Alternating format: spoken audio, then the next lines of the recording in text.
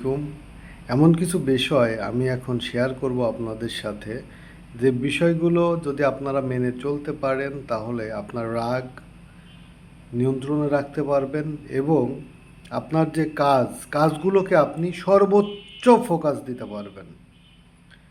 এটা হচ্ছে বিরক্ত না হওয়া, রাগ নিয়ন্ত্রণ করা কিংবা কখনোই কারো কথায় কষ্ট না পাওয়া। এই বিষয়গুলোর আড়ালে চমৎকার একটি রহস্য লুকিয়ে আছে। এই সহজ এবং শক্তিশালী ধারণাটি আমাদের দিয়ে গেছেন রোমান সম্রাট মার্কস অরেলিয়াস।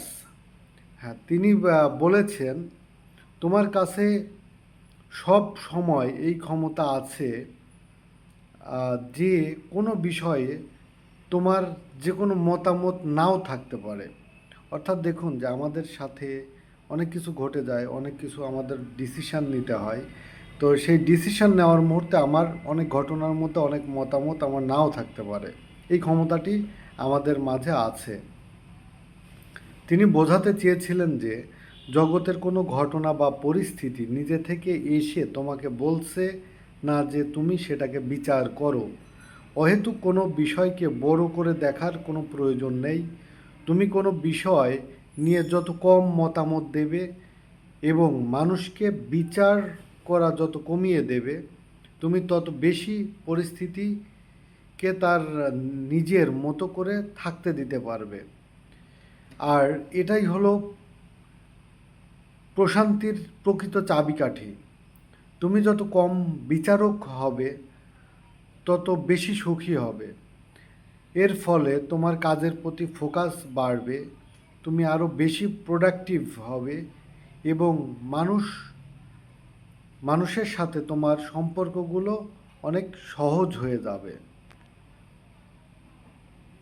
সব কিছু নিয়ে তোমার মাথা ঘামানোর কোনো প্রয়োজন নেই।